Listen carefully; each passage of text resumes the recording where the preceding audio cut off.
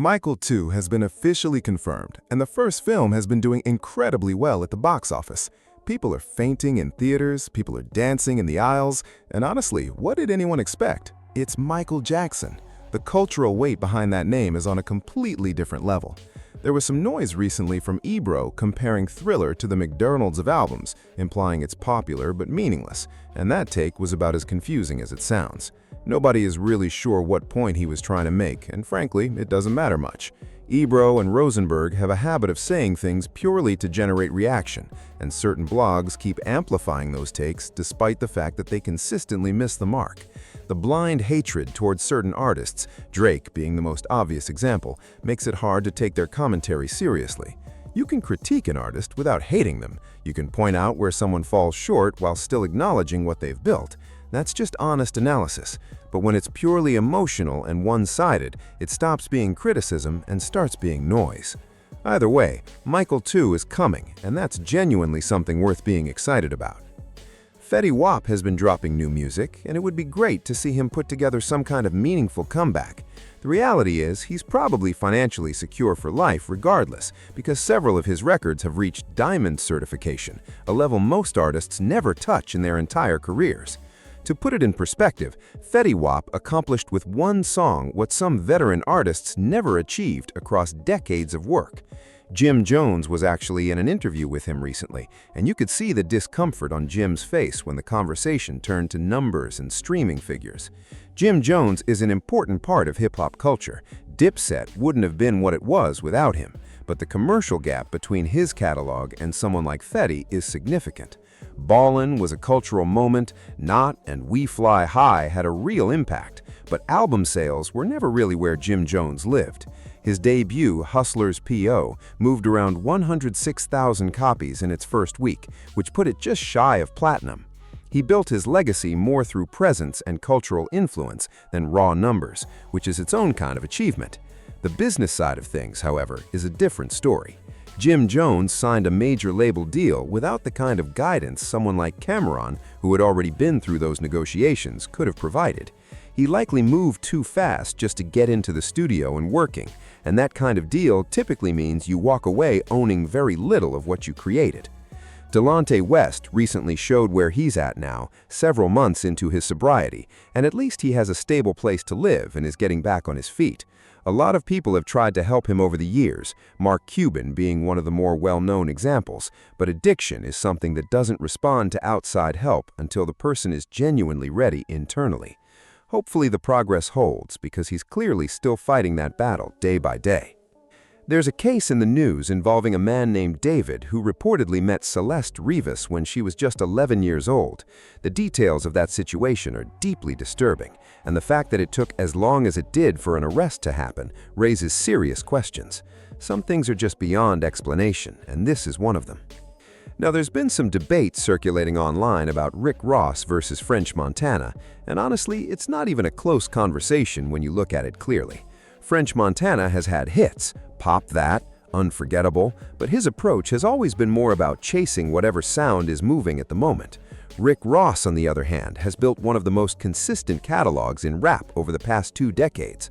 Hustlin', Stay Schemin', Aston Martin Music, Money in the Grave, you can go through his albums front to back, and they hold up. He picks beats with a genuine ear for quality, not just for what's trending. He creates a vibe, and not every artist can do that. Even Stay Schemin', which featured French Montana, was fundamentally a Rick Ross record. French was along for the ride on that one, and that's not a knock, it's just honest. Drake being a connecting thread between the two is worth noting, because Drake helped elevate both of them at different points. But what Rick Ross did during the Kendrick and Drake situation was something a lot of people haven't forgotten. Jumping into that publicly against someone who had genuinely supported your career on multiple occasions is a different kind of move. Drake had already forgiven Ross once for getting involved in the Meek Mill situation, which was questionable enough on its own. But going in again, seemingly just to be part of a moment where everyone was piling on, that's not something that gets smoothed over easily. Drake is someone who does not forget where loyalty stood when it mattered. Rick Ross probably looked at the situation and genuinely thought Drake was finished, and honestly, at that moment, it did seem like the entire industry was turning on him, easily 20 or more names publicly jumping in. So from Ross's perspective, the calculation was simple.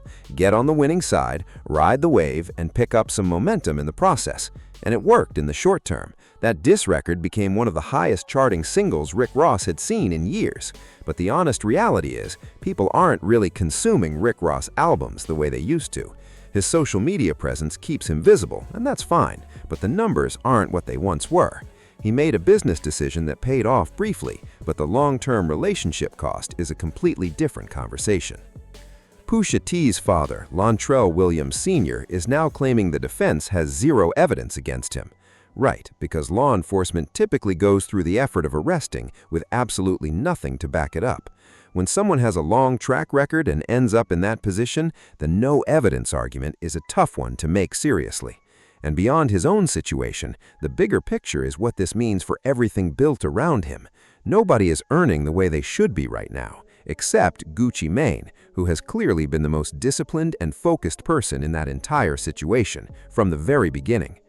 Now, Boosie is out here telling people what they can and cannot do in the music industry, specifically saying Gucci Mane has no right to make music because he cooperated with authorities years ago. But the hypocrisy here is impossible to ignore. Boosie turned on his own brother twice. He reported his brother to the bank and to law enforcement over money he claimed was missing from his account. He also accused his brother of committing fraud in contract dealings involving Young Blue. He went on record in a Vlad TV interview and said his brother could go to jail and he didn't care. But when it comes to Gucci, suddenly everything should be handled in the streets and left alone. You don't get to apply one standard to people in your circle and a completely different standard to everyone else. Boosie set those parameters himself. Nobody put them on him. Either he acknowledges that his own actions fall under the same criteria he's using against others, or the argument has no credibility. Boosie is entertaining and has a real place in hip-hop culture, but consistency matters. You have to stand on business across the board, not just when it's convenient for you. Wack 100 and Adam 22 are at it again, and it's becoming increasingly clear that most of this is manufactured for engagement. Adam brought a blogger named Moose onto the podcast unexpectedly while Wack was already there, knowing full well they had a genuine conflict. Wack reacted badly, things almost got physical, and the tension spilled over into a phone call on another show where the two went back and forth publicly. Wack made comments about fighting being acceptable in certain spaces but not others, which didn't hold up logically at all. The whole thing reads like a scripted back and forth designed to stop the views from sliding. No Jumper has basically become a reality show at this point, and if that's the model, it is what it is, but nobody should be taking the drama at face value. Wack 100 also went after Megan Thee Stallion publicly, suggesting the entire relationship with Klay Thompson was a calculated move to get access to the sports world and elevate her brand.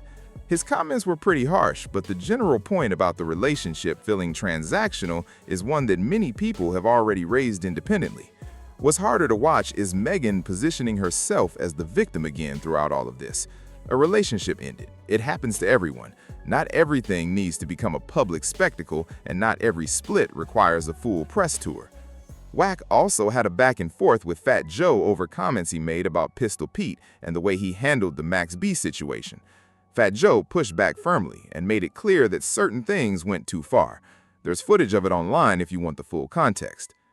Young Buck was spotted in a noticeably worn-down car while talking about keeping it real on camera, and 50 Cent naturally had something to say about that. The irony basically speaks for itself. Lil TJ went on record saying there's no issue between him and Offset, which is a diplomatic answer, but there are reportedly unresolved money disputes between them, so that situation is probably not as clean as he's making it sound publicly. And Slim Thug said he wouldn't pursue Megan Thee Stallion because he's not in a place where he's looking to get married, and she clearly is, which is an honest and reasonable thing to say, though the way he framed it suggested he wouldn't exactly turn the opportunity down either, so take that for what it's worth. Alright, that's gonna wrap it up for this one. This is Jordan Tower with JT News. I appreciate every one of you for tuning in, and I'll catch you in the next one. I already know the Boosie comments are gonna bring some heat in the comment section. Drop your thoughts below.